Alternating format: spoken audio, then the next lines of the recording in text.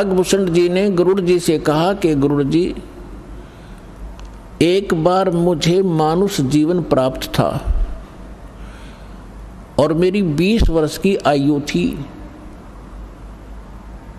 उसमें एक भयंकर अकाल गिर गया, दुर्भिक्ष, जिसमें मेरा पूरा परिवार, माता पिता, 2 भाई बहन और थे, वो सभी मृत्यु को प्राप्त हो गए। मैं 20 वर्ष की आयु था, माता पिता वृद्ध थे, भाई बहन छोटी आयु के थे। वो उस भूख को सहन नहीं कर सके।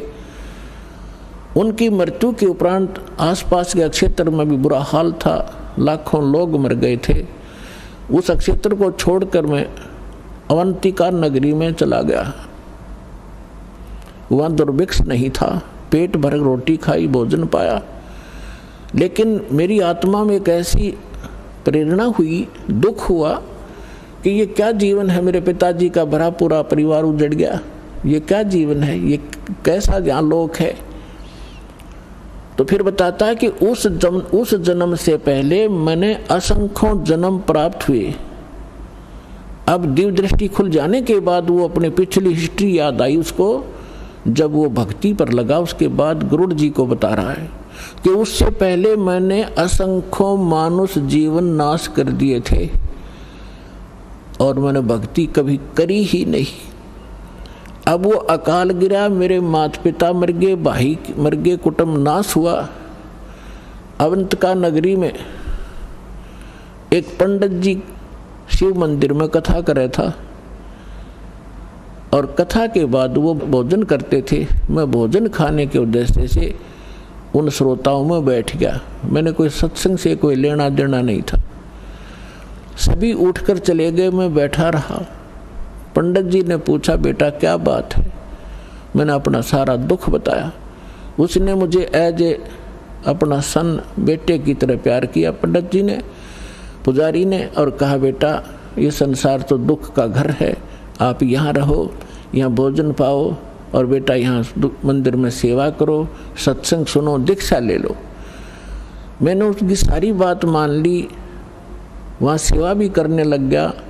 लेकिन दीक्षा वाली बात मेरे समझ में नहीं आई। 6 महीने तक वो कथा सुनाते रहे, मनुष्य जीवन के उद्देश्य को बताते रहे। मेरा कति घर नहीं करी, जू नहीं रहेंगी। मेरे इतने पाप बड़े हुए थे क्योंकि मेरे अंदर भक्ति कभी बीज पड़ा नहीं था। 6 महीने के बाद मैंने कथा तो सीख ली जो गुरु बताया करते थे। मैं युवा था, गुरु जी वृद्ध हो गए थे। मैं श्रोताओं को गुरु जी की अब्सेंस में, अनुपस्थिति में वो कथाएं सुनाने लग गया। सुरीली आवाज़ थी, युवा शरीर था। श्रोता मुझे मेरी बड़ी प्रशंसा करने लगे कि क्या बात भाई, आप तो बड़ा गुरु जी से भी बढ़िया सत्संग सुनाते हो, वाह भाई वाह, आपकी तो बड़ी प्यारी आवाज़ है। इस जीव को बहुत प्रकार से ये हानि होती है, वो फाउल पॉइंट भी आपके रूबरू किए जाते हैं ताकि आप फिर से गलती ना कर जाओ, इसलिए ये कथाएं सुनाई जाती हैं। अब उन श्रोताओं की प्रशंसा से मेरे अंदर हवा भर गई, मैं अभिमानी हो गया, अहंकार भर गया। एक दिन गुरुजी आए, मंदिर में पूजा के उद्देश्य से बाहर से आए और मैं श्रोताओं के बीच में बैठा था, प्रशंसा सुन रहा था। मैंने गुरुजी को बैठे बैठे ही दर्शन कर लिए, प्रणाम भी नहीं करा, बस यूं देख लिया। जबकि गुरुजी को खड़ा होके मैं खड़ा नहीं हुआ। मान बढ़ाई का मारा कि मेरी बेइज्जती हो जाएगी जब मैं खड़ा हो गया था, क्योंकि प्रशंसक सामने बैठे थे। अब गुरुजी को कोई ध्यान नहीं था, उसको तो कोई मतलब लेना देना ही नहीं होता। नियम बता दिए, जो पालन करेगा सफल होगा, जो तोड़ेगा खंडित करेगा वो दंडित होगा। गुरुजी जाकर मंदिर में अपनी पूजा अर्चना करने लग गए। आकाशवाणी हुई उस मंदिर में और भगवान शिव के पुजारी थे वो पंडित जी। आकाशवाणी हुई, भगवान शिव ने कहा कि रे धुरत, तेरे को 1 लाख वर्ष के लिए नरक में डालूंगा। ये आकाशवाणी सुन ली गुरुजी ने। अपने आत्माओं, परमात्मा के कबीर साहब कहते हैं, बहुत प्यारा बालक माँ का। गुरु पिता को अपना बेटा या बेटी बहुत प्यारी होती है। लेकिन माँ को पिता से भी कई गुना और प्रेम बच्चों में होता है, स्वाभाविक है। और कहते हैं गुरु जी को उससे भी 100 गुना होता, माँ से भी ज़्यादा 100 गुना प्यारे होते अपने शिष्य। उनके भविष्य के बारे में वो इतना चिंतित रहता है। कहते हैं बहुत प्यारा बालक माँ का, उनसे बढ़कर शिष्य गुरुओं का। तो यहाँ गुरुजी ने जब सुना कि कागभूषण को, उसका नाम कुछ अन्य था, कि भगवान शिव कैसे नाराज हो गए इस बालक पर, क्या गलती की, वो एकदम छोड़कर पूजा को आया कि बेटा क्या गलती की तूने, अक्षमा याचना कर। अरे बालक दर शिव का ध्याना, ताते बख्शे तेरे प्राणा। तो गुरुजी ने प्रार्थना की, हे भगवान शंकर, हे महाराज, क्या गलती होगी आपके बच्चे से, माफ़ करो, बालक है, माफ़ करो, बालक है। तब आकाशवाणी हुई कि इस धूर्त ने मेरे भक्त की इंसल्ट की है। जब ये गुरु के साथ ऐसा व्यवहार कर सकता है तो मेरे साथ कैसा करेगा। पुण्यात्माओं, परमेश्वर कबीर जी भी कहते हैं कि गुरु गोविंद कर जानियो, रहियो शब्द समाए, मिले जब दंडवत बंदगी, नहीं तो पल पल ध्यान लगावे। गुरु मानुष कर जानते ते नर कहिए अंध, हुआ दुखी संसार में फिर आ गए यम के फंद। तो शंकर भगवान ने कहा कि इस धूर्त ने जब ये गुरु की बेइज्जती कर सकता है तो मेरे लोक में आकर ना जाने क्यों धुमसता रहेगा। ऐसे धूर्त की मुझे आवश्यकता नहीं है, इसको नरक में ठोकूंगा 1 लाख वर्ष के लिए। अब गुरु जी ने फिर कई घंटों तक प्रार्थना की, आपका बालक है, बच्चा है, क्षमा करो दाता, कुछ हल्की सजा करो इसकी। तब उसने कहा कि भाई देखो, मेरा वचन खाली नहीं जागा, जो बोल दिया ये वापस मैं ले नहीं सकता, इसको नरक में तो रहना पड़ेगा, लेकिन वहाँ यमदूतों से इसको कष्ट नहीं होने दूंगा। अब कागभूषण कहता है फिर मेरी कुछ समय के बाद मृत्यु होगी, मुझे 1 लाख वर्ष तक नरक में रहना पड़ा, लेकिन वहाँ यमदूतों ने भगवान शंकर की आज्ञा से मुझे कष्ट नहीं दिया, लेकिन रहना पड़ा नरक में। अब उदाहरण के लिए दास आपको सुनाता है कि जैसे कोई वर्तमान सरकार का मंत्री है और मंत्री का कोई मित्र है, उसकी किसी कारण से जेल हो जाती है, तो वो मंत्री उसको जेल से नहीं छुड़वा सकता। वहाँ के कर्मचारी अधिकारियों को, जेल सुप्रिटेंडेंट को कह देगा कि इसको कुछ नहीं कहना है, तो रहेगा जेल में, लेकिन वहाँ वो उसको सज़ा कुछ नहीं, उसको दिक्कत कुछ नहीं करेंगे। तो वह सज़ा तो होए गई, वह दिक्कत हो या ना हो, कहने का भाव ये।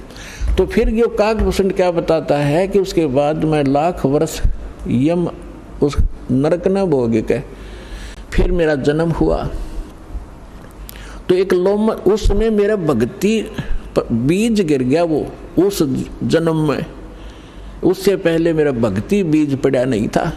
उसके बाद फिर देखो, कहते मेरा जन्म हुआ, भक्ति की प्रेरणा बनी रही, इधर उधर भटकता रहा, संतों के पास गया, और जैसे कुछ संतों से ऐसा वैसा ज्ञान सुना कि भगवान तो निराकार है, निर्गुण है, उसी की भक्ति करनी चाहिए, सरगुण की भक्ति से कोई लाभ नहीं है। ये मेरे आत्मा में अन्य संतों से ज्ञान ग्रहण करके घर कर गई थी। अब बात एक दिन लोमस ऋषि कथा कर रहे थे, वहाँ जाकर मैं कथा सुनूं था, और लोमस ऋषि जी सरगुण के ऊपर कथा कर रहे थे, सरगुण भगवान के ऊपर। तो मैंने कहा कि ऋषि जी, सरगुण तो सब नाश हो जाए, मैं तो हूँ निर्गुण का अधिकारी, मुझे तो निर्गुण कथा सुना भगवान की। लोमस ऋषि ने बहुत से प्रमाण दिए कि बेटा, सरगुण बिना निर्गुण क्या गावे। अगर भगवान को आपने सरगुण में नहीं देखा तो निर्गुण का क्या लाभ उसका। अब जैसे वृक्ष बीज के माही है, जैसे वृक्ष बीज के अंदर वृक्ष होता है, जैसे वृक्ष बीज सब ठोरा, जब उग गए तब दिखे मोरा। एक आम का गुठली है, और वह गुठली के अंदर वो आम निर्गुण रूप में है, निराकार समझो, जैसे तुम निराकार कहते हो। तो उस निराकार का क्या करेगा, आम का तो ये बता देंगे इस गुठली में आम है, पेड़ है, पूरा पूरा वृक्ष है इसके अंदर। तो इसके बताने से तुझे क्या लाभ हुआ? अब उस बीज को बीजा जावे, गुठली को, फिर वो पौधा बने, फिर वो पेड़ बने, और फिर वो आम लगे। तो सरगुण बिना निर्गुण किए गावे। तो भगवान का लाभ जो है सरगुण से ही होगा, निर्गुण के गीत गान तो नहीं होगा। अब कहने लगे मेरे ये उदाहरण बहुत से उन्होंने दिए, पर मेरी बुद्धि में ग्रहण नहीं हुए। मैं उनके साथ ऊट पटांग अभद्र तरीके से प्रश्नोत्तरी करता रहा, यानी मजाक तौर पे। लोमस ऋषि ने मुझे श्राप दे दिया कि तेरा चंडाल के घर जन्म होना चाहिए, तेरे जैसे दुष्ट कार्य चंडाल, जा चंडाल बन।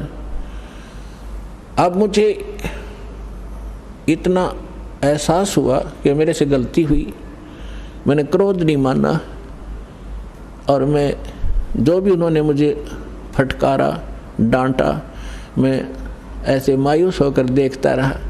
फिर मैंने हाथ जोड़कर चरण पकड़ के प्रार्थना की, हे ऋषि जी, इस दास को जन्म तो कहीं दे देना, पर एक आशीर्वाद दे दो, मुझसे गलती तो बन ही गई, कि मेरी इस भक्ति की भूल ना पड़े। तब उस ऋषि ने वो आशीर्वाद दे दिया, ठीक है बेटा, जन्म तो तेरा चंडाल काग के घर होगा, लेकिन भक्ति बनी, याद बनी रहेगी भगवान की। तो फिर उसने बताया कि एक काग, चंड नाम का काग था, देवता, और ब्रह्मा जी की पत्नी अपनी हंसनी को लेकर जो ऋतु पर आई थी, उसको गर्भवती कराना था, काग चंड के यहाँ लेगी। उनके संयोग से फिर मेरा जन्म हुआ। ऊपर से मुंह तो मेरा काग का है, और नीचे का सारा शरीर देवताओं जैसा मनुष्य का है उसका। तो कहने का भाव दास का ये है। फिर क्या बताया उसने कि फिर जो मुझे आज जो वस्तु मिली, जो भक्ति मिली, एक जोगजीत नाम के संत मिले, ये परमात्मा थे। कहते हैं, गोता मारूं स्वर्ग में जा बैठूं पाताल, गरीब दास ढूंढता फिरूं अपने हीरे मोती लाल। कहते फिर जोगजीत नाम के एक संत मिले, वही परमात्मा स्वयं संत रूप में कहीं भी प्रकट हो जाते हैं। तो उन्होंने मुझे वो ज्ञान सुनाया, गुरु जी मैंने कभी सुना नहीं था, लेकिन प्रारंभ में जब मैंने ज्ञान सुना, मेरे मन में बड़ा जो है दुख हो रहा था कि ये विष्णु जी और ब्रह्मा जी और शिव जी से ऊपर कोई शक्ति बता रहा है। लेकिन मुझे वो डर था कि संत के साथ बेअदबी नहीं करनी चाहिए, क्योंकि मैं पहले भुगत भोगी था। लोमस ऋषि के साथ मैंने उठपटांग प्रश्नोत्तरी करके मैं बड़ा दुख पाया था। मैं उनसे विवाद नहीं किया, लेकिन नम्रता से प्रश्न करता रहा, मन में फिर करता रहा। अंत में ऐसा समझ में आया, भूषण जी, गुरु जी, आज मैं जिस अतिथि में आज मैं हूँ, और जो ज्ञान मुझे प्राप्त है और जो भक्ति मुझे प्राप्त है, शायद किसी को होगी। तो कहने का भाव ये है कि उसमें भक्ति बीज पड़ा कितनी कठिनता से, कि 6 महीने तक ज्ञान सुनता रहा, नाम लेने की नहीं सोची। इतना अंदर हमारे जो पाप कर्म घर कर चुके होते हैं, जिन्होंने किसी जन्म में भक्ति ना की हो। और फिर भक्ति की शुरुआत हुई, और परमात्मा ने उस आत्मा को अपनी शरण में लेने के लिए सारी क्रिया की। लोमस ऋषि से पहले उसको इतना डरवा दिया, यदि उस समय लोमस ऋषि कागभूषण को वो श्राप नहीं देता, वो डर उसके दिल में ना होता, तो परमात्मा का ज्ञान तो पुण्यात्माओं वो कभी नहीं सुन सकता था। आज आप देखते हो जितने भी पुण्यात्मा यहाँ आए हैं, आपने पहली बार ये ज्ञान सुना होगा, तो आपकी सुई कभी 100 पर, कभी 0 पर, कभी ऊपर कभी नीचे हुई होगी। ये क्या बक रहा है, कहाँ से ले आई ये ज्ञान? और फिर देखे आपने प्रमाण, अब दांतों तले उंगली दबा रहे हो आप। तो कहते हैं 100 छल छिद्र मैं करूं अपने जन के काज। तो आपके ऊपर जो रहम परमात्मा का है, ये विशेष है। जो दास कहना चाह रहा था, आपको ये यथार्थ ज्ञान समझाने के लिए ये प्रमाण उदाहरण दिया है। आप जी पुण्यकर्मी प्राणी हैं, पूर्व जन्म के मनुष्य थे, आपके अंदर भक्ति की आस्था विद्यमान थी, आपने शीघ्र ग्रहण कर लिया। और जो आपके घरों में अब संतान आएंगी वो भगवान के कोटे से आएंगी, बहुत अच्छी होंगी, उनकी तो आपने भविष्य की चिंता करने की जरूरत नहीं रहेगी। और जो अन्य प्राणी हैं वर्तमान के अंदर हैं, वो जो ऐसे हैं जो पूर्व जन्म के भक्त मनुष्य थे वो शीघ्र आ जाएंगे, और जो कागभूषण जैसे होंगे उनका भी तरीका अपनाया परमात्मा ने। क्या होगा, एक घर में तीनों ने दीक्षा ले ली, एक नहीं लेता, ठीक है, तो वो कागभूषण की श्रेणी का है। अब उसके लिए मालिक ने क्या दया करी है, घर में आरती चलेगी, कोई मंत्र करे इधर बैठ के, कोई कर रहा है इधर बैठ के, सत्संग चलेगा, ना चाहते हुए कभी देखा जरूर गा, सुनेगा, हैं बैठ के वैसे बैठा लेंगे, बैठता जा तू नाम मत लिए तो सुनेगा, तो कभी ना कभी उसके भी कागभूषण की तरह इच्छा बनेगी, उसके पाप नरमावेंगे। क्योंकि भगवान की कुछ ऐसे संस्कार होते हैं, ऐसे पाप होते हैं जो ज्ञान यज्ञ से ही समाप्त होते हैं। अब कुछ ऐसे पाप होते हैं जो प्रणाम यज्ञ से समाप्त होते हैं। जैसे कपड़ा मैला हो गया, सिंपली कोई धूल मिट्टी लगी है, झड़का दिया, निर्मल हुआ।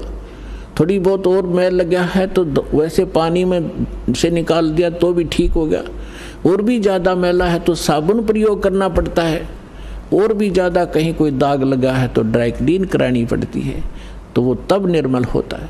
हमारे युगों युगों के अंतःकरण के अंदर बड़े धब्बे लगे हुए हैं, अंतःकरण में हमारे पाप जमा हैं, तो उन पापों के नाश के लिए ये सब प्रक्रिया आपकी यहाँ कराई जाती है। 5 यज्ञ कराई जाती हैं आपसे। एक यज्ञ है धर्म की। कुछ ऐसे पाप होते हैं जो धर्म करने से ही अक्षीण हुआ करते हैं। एक यज्ञ है धर्म की, दूसरी यज्ञ है ध्यान, परमात्मा का चिंतन, मीन ध्यान, उसकी कसक बने, उसकी एक न्यारी आपको याद बनी रहे, उसको ध्यान कहते। और तीसरी यज्ञ है हवन की। यहाँ पर एक ज्योति यज्ञ किया जाता है, ज्योति हवन किया जाता है, कराया जाता है। तीसरी यज्ञ हवन की, चौथी यज्ञ प्रणाम, दंडवत प्रणाम कराया जाता है, जिससे अहंकार नाश होता है और कुछ पाप इस प्रणाम यज्ञ से ही नाश होते हैं। और 5वीं यज्ञ है ज्ञान की। इस ज्ञान के सुनने से, कथाओं के सुनने से भी आपके बहुत से पाप अक्षीण होते हैं।